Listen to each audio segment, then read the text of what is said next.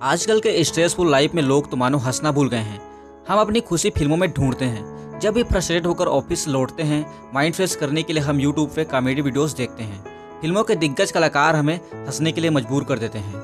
कई सारे एक्टर्स हमें हंसाने के लिए सालों से फिल्मों में काम कर रहे हैं, मगर उनको हमेशा हीरो के सामने कमज़ोर समझा जाता है, जबकि दूसरों को हंसाने से बड़ा मुश्किल काम कुछ नहीं है।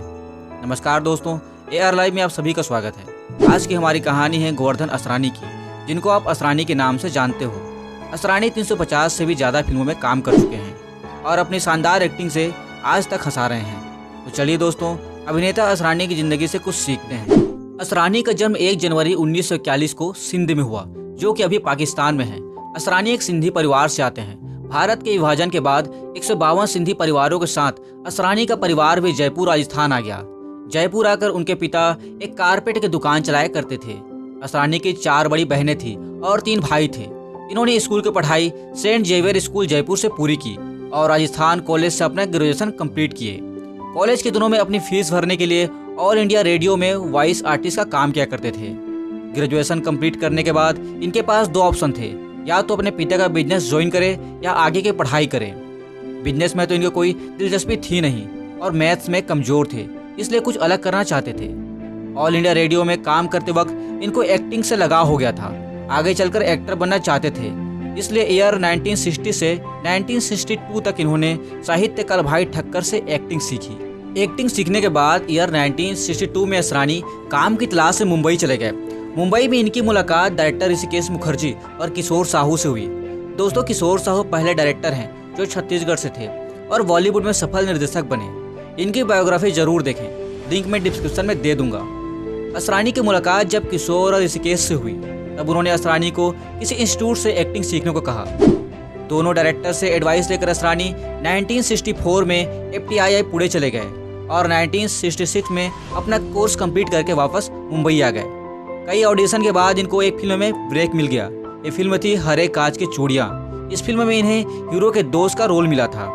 जब असरानी फिल्म शूट में थे, तब उन्होंने कई लोगों को अपने एक्टिंग से इम्प्रेस किया था। उन्हीं में से किसी एक डायरेक्टर ने उन्हें गुजराती मूवी में हीरो का रोल दिया। 1967 से 1969 तक उन्होंने 4 गुजराती फिल्मों में काम किया, पर जब उन्हें हिंदी फिल्म इंडस्ट्री से कोई ऑफर नहीं आ रहे थे, तब उनके पुराने एडवाइजर ऋषिकेश मुखर्जी ने उन्हें अपनी फिल्म सत्यकाम में सपोर्टिंग एक्टर का रोल दिया। ये फिल्म 1969 में रिलीज हुई थी। इसके बाद 1971 में इनकी फिल्म मेरे सपने आई। इस फिल्म के बाद ही असरानी सबकी नज़रों में आए। अब असरानी को कई सारे फिल्मों में कॉमेडियन और सपोर्टिंग रोल के ऑफर आने लगे। 1971 से 1974 तक इन्होंने गुलजार, ऋषिकेश और आत्माराम के साथ काम किया। असरानी की लाइफ बदल चुकी थी। अब हिंदी फिल्म इंडस्ट्री में इनकी डिमांड बढ़ गई थी। उस समय असरानी अपने करियर के पीक पॉइंट पर थे। इसका जीता जागता सबूत यह है कि 1970 से लेकर 1979 तक असरानी 101 फिल्मों में काम कर चुके थे। फिल्म बावर्ची के सेट पर असरानी और सुपरस्टार राजेश खन्ना की मुलाकात हुई। दोनों में गहरी दोस्ती हो गई, जिसके बाद राजेश खन्ना ने उन्हें नमक हराम फिल्म में रोल दिया। असरानी और राजेश खन्ना की दोस्ती इतनी गहरी थी कि दोनों ने 25 फिल्मों में साथ काम किया है। एक सपोर्टिंग एक्टर के तौर पर इन्होंने 1970 से 1979 तक कई सारी फिल्मों में काम किया है। ये फिल्में थी मेरे अपने, अभिमान, बावर्ची और परिचय। इसके अलावा कई सारी फिल्में हैं और एक कॉमेडियन के तौर पर इनकी कई सारी फिल्में हैं, जैसे छोटी सी बात, चुपके चुपके और शोले। इन फिल्मों ने असरानी को यादगार बना दिया। 80 के दशक में असरानी ने खुद का रिकॉर्ड तोड़ते हुए 107 फिल्मों में काम किया, जबकि 70 के दशक में इन्होंने सिर्फ 101 फिल्मों में काम किया था। 80 के दशक में इन्होंने सपोर्टिंग रोल के साथ कई सीरियस रोल भी किए थे। 90 के दशक आते आते इनकी डिमांड कम हो गई। 90 के दशक में असरानी मात्र 74 फिल्मों में काम किए। इसका एक रीज़न था कि 1985 से 1993 तक की फिल्मों में कॉमेडियन का रोल नहीं होता था, लीड एक्टर ही कॉमेडी करता था। और इसी समय असरानी ने एक प्रोडक्शन कंपनी पर पैसे लगाए थे, जो कि डूब गई। इस वजह से उनकी इकोनॉमिकल कंडीशन खराब हो गई थी। इस दौरान 1995 में उनकी एक फिल्म आई तकदीर वाला। इस फिल्म में इन्होंने चित्रगुप्त की भूमिका निभाई थी। आज भी इस फिल्म को असरानी के कॉमेडी के लिए याद किया जाता है। ईयर 2000 से 2009 तक इन्होंने डायरेक्टर प्रदर्शन के सभी फिल्मों में काम किया है। हेरा फेरी, माला माल वीकली, भागम भाग जैसी फिल्मों में इनके कॉमेडी का जादू चलता रहा। 2009 में आई फिल्म खट्टा मीठा में इनकी एक्टिंग देखकर तो मैं इनका फैन बन गया। 2009 के बाद रोहित शेट्टी जैसे डायरेक्टर्स के आ जाने के बाद असरानी जैसे दिग्गज कलाकारों का स्पेस कम कर दिया गया।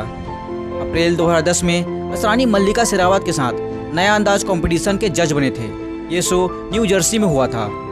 ईयर 2014 में आई फिल्म आर राजकुमार में इन्होंने जो एक्टिंग की थी उसका तो कोई जवाब नहीं था। ईयर 2018 में इनकी आखिरी फिल्म यमला पगला दीवाना फिर से आई थी। फिल्मों के अलावा Asrani permanent roommate, partners trouble हो गई डबल जैसे वेब सीरीज में काम किए हैं। बात करें अवार्ड्स की तो फिल्म आज की ताज़ा खबर और बालिका वधू के लिए इनको बेस्ट कॉमेडियन का फिल्म फेयर अवार्ड दिया गया था। इसके अलावा भी इन्हें कई सारे अवार्ड दिए गए हैं, जिसमें गुजरात गवर्नमेंट के द्वारा भी कुछ अवार्ड्स दिए गए हैं। बात करें इनके पर्सनल लाइफ की तो इन्होंने एक्ट्रेस मंजू बंसल से शादी की है। इन दोनों का एक बेटा है नवीन असरानी, जो कि एक डेंटिस्ट है। सबसे अच्छी बात दोस्तों, इन्होंने अपने बेटे को एक्टर बनने के लिए फोर्स नहीं किया। असरानी की एक्टिंग का एक अपना अंदाज है, इसलिए जिन फिल्मों में उन्होंने काम किया है वो फिल्में यादगार बन गई हैं। आज भी जब मेरा मूड ऑफ होता है तब मैं असरानी सर की कॉमेडी वीडियोस देखता हूँ। थैंक यू सर, हमें हंसाने के लिए, और आगे भी इसी तरह हमें हंसाते रहें। तो ये थी दोस्तों गोवर्धन असरानी की कहानी, जो 5 दशकों से हमें हंसाते आ रहे हैं। असरानी की कौन सी फिल्म आपकी फेवरेट है, मुझे कमेंट करके ज़रूर बताएं। वीडियो अच्छा लगा तो वीडियो को लाइक करें, ज़्यादा अच्छा लगा तो वीडियो को शेयर करें, और इसी तरह की मोटिवेशनल बायोग्राफीज़ के लिए हमारे चैनल को सब्सक्राइब करें, और लेटेस्ट अपडेट पाने के लिए घंटी ज़रूर दबाएं। और हमें सोशल साइट फेसबुक, ट्विटर और इंस्टाग्राम पर फॉलो करना बिल्कुल ना भूलें।